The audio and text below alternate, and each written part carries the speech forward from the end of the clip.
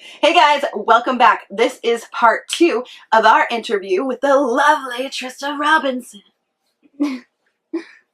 I stayed up all night and I sort of ignored them and they wanted me to join them, and I wrote and I wrote and I wrote about why I wanted to be an actor and what it meant to me fiercely. And then I got to class the next day and I had all of these pages that I had just labored over, and it got to be my turn. We were going around in a circle and people were reading what they wrote.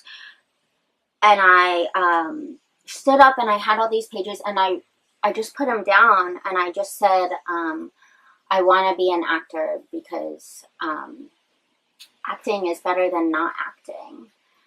And my friends that were my roommates were so confused because they knew I had written all of this stuff and they were like, that's it. They expected me to extrapolate because I had this huge essay. And then the teacher sort of took me aside and he was like, you're screwed. And I think that was the best advice I'd ever received. I was like, I am screwed. So that even though the advice was harsh, you found it relevant, and it obviously inspired you and didn't deter your love for acting. Yeah, is that advice? I'm not sure if it qualifies, but it felt like it had an impact. It felt like I was rising to the occasion. I was like, I'm screwed, like accepting that, and like okay with it. Don't mind, this is a Solomon show. Sorry. Oh. I know, we're grumbling, aren't we? Oh. Yes, I know. Sorry, you're a distraction, my dear. He is very well aware of this fact. He does not care. Thank goodness Trista's dog and cat friendly. Do you remember your first role that you booked in a movie? My first role, or any project, really, like whatever comes to mind. You know, I felt like The Human Race was my first real lead in the feature. That felt really significant to me. I felt so excited that someone trusted me with playing a deaf character. It was so daunting, and to this day I still make decisions that way. If I feel daunted by something, I'm shooting a new film next month, and it's a feature, and it's also a lead, something I've never done, and I feel terrified. And I feel like that's the best sign. Mm-hmm. I feel like I need to move towards that terror and hopefully through it to the other side. So The Human Race felt like that to me. I felt like, oh my gosh, how am I going to play a deaf woman? I don't want to offend deaf people. And then the more I learned about the deaf community, the language is so beautiful. It's so fascinating. I was terrified. And I think terror is a great motivator. Oh, completely. And your performance was really, really, really effective. And I don't think I've ever told you this, but I was actually born with some pretty severe hearing issues. Oh. Yeah, I had to have multiple. I was premature. It's the only time in my life I've ever been early for anything ever was my birth. And on my birth, I arrived 28 days early. Oh. Yeah. So, and everyone panicked. And I was like, I'm never being early again, ever. Like, this is why you should just always be late. Then they know you're coming. They're ready for you. Nobody feels bad. Nobody's like screaming. You don't have to sit in the ICU. There's no blood. For like an extended amount of time. Yeah, so I didn't have my ears developed, so I couldn't hear. And it was years before they could do the surgery. And of course, this is the 80s in Canada. And they thought for the first, 3 or 4 years of my life, they actually thought that I had a mental disability. Because all they knew was that I didn't respond to anything like normal people. So it turned out I had virtually no hearing in one ear, and I had 20% in the other. So, but it took them a bunch of testing to determine that. So they just assumed it was a mental thing because they knew, like, when my mom would say my name or my dad, like, I just keep playing and doing my own thing. So I also wouldn't interact, obviously, with, like, other kids or my brother and younger sister the way that normal kids did. But it's just because I couldn't hear. So, like, I didn't know, when they were calling my name, I didn't know. Wow. So when they started doing testing to determine what the mental disability was, that's when I tested really high. And they're like, this is so weird. We don't know what's going on. And then somebody thought to test for my hearing. I'm like, oh, there you go. That's it. So they had to do multiple surgeries to connect the tubes. Basically, the tubes in my ears had been so, like, not even close to forming, which is why I had, like, basically none in one ear. I think I had, like, 4 or 5%, and then 20 in the other. because the canals weren't connected. So they'd go in and like chop them and put tubes in. Oh. But they couldn't do that until I was like 5 or 6, because you have to be like really until you were 5 or 6. They didn't do that, at least at the time in Canada, until you were older. So you have memories? Yeah. Oh, I have full memories of that. Yeah, and like because I was also in the hospital for days. Like, it wasn't like an overnight thing. This is traumatic. Yeah, it was a thing, and that's also why I have it's not a lisp. People sometimes think I have a lisp. I have a speech impediment.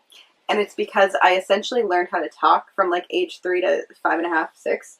I was speaking, but I wasn't speaking from hearing people say words. I was speaking from reading your lips and then interpreting how to say the word.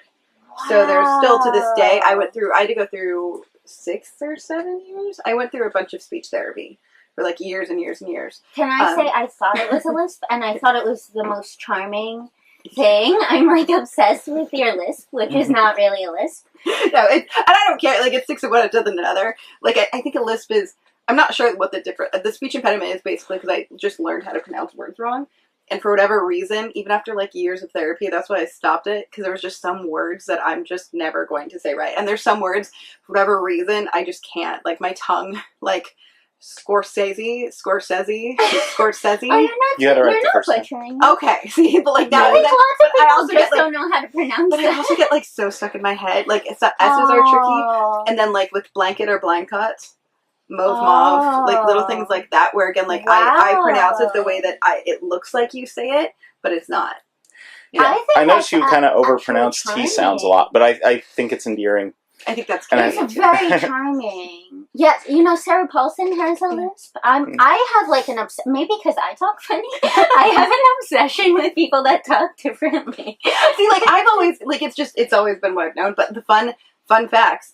For many years, I could read lips. I can't now. It's a skill that like went away. Yeah. But like I could read it right up until I was a teenager, like 14 or 15, because it like just stuck with me. Yeah. That's fascinating. Mm-hmm. Do you have, like, scars? No, because it's all inside.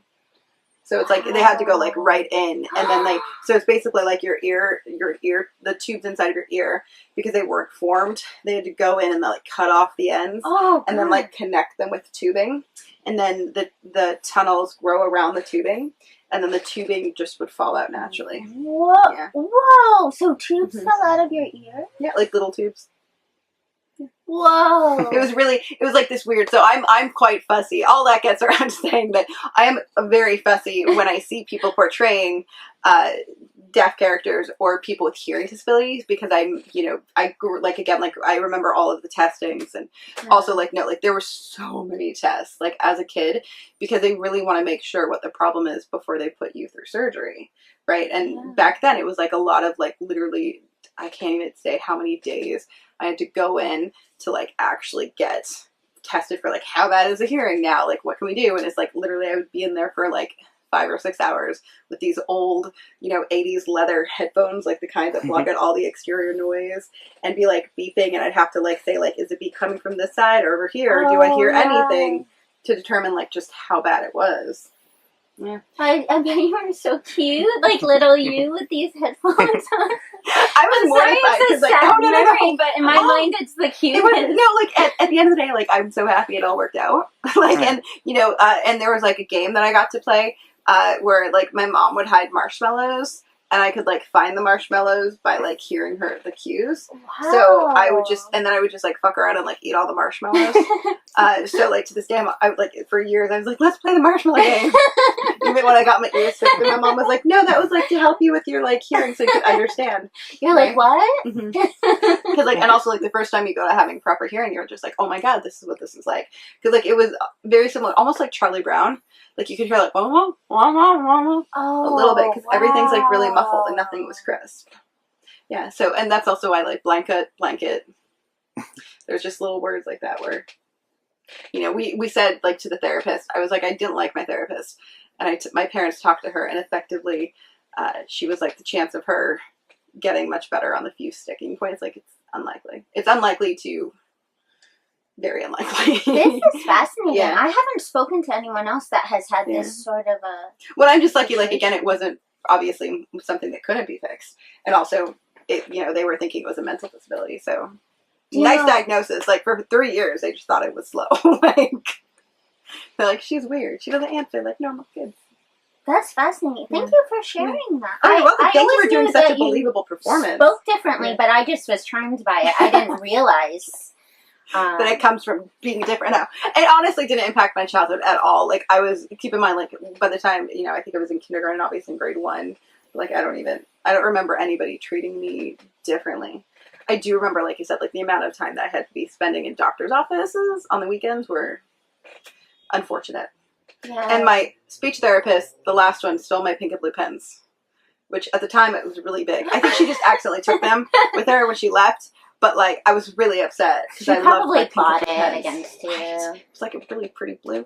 Yeah, to this day, if you're watching this, right, give them back. But all that is saying, just I really applaud how much effort you put into portraying the character in such a believable manner. Thank you. You know, and I think that it's so hard to portray not having a sense when you've grown up with it, because it's one of the things that you don't realize how hard it is until you don't have it. And I think just being able to portray that on film is really, really challenging.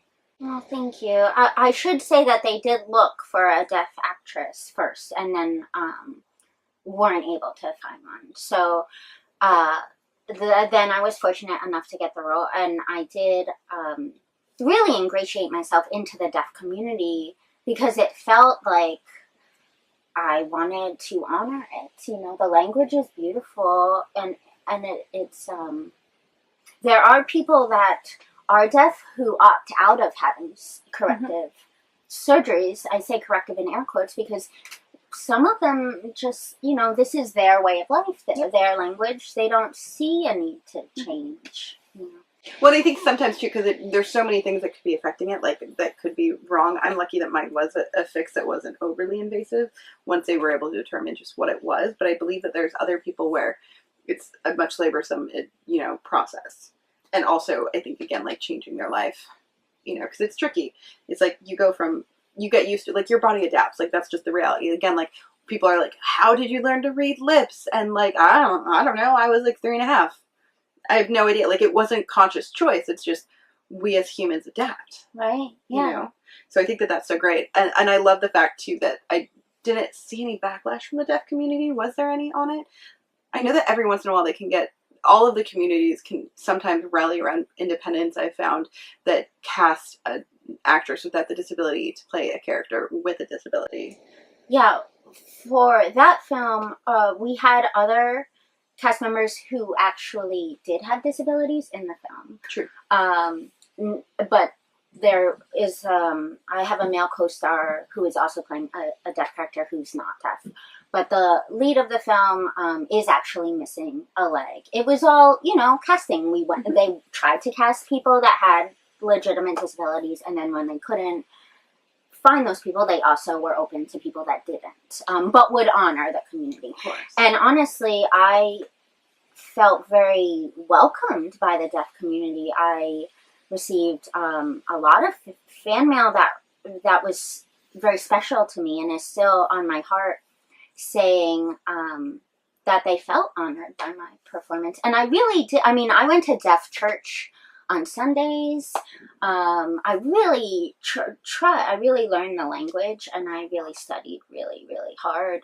It was important that I was honoring and also being realistic, because here's the thing: a lot of people, I know actors that are handy capable that get annoyed with being pigeonholed as only playing sort of,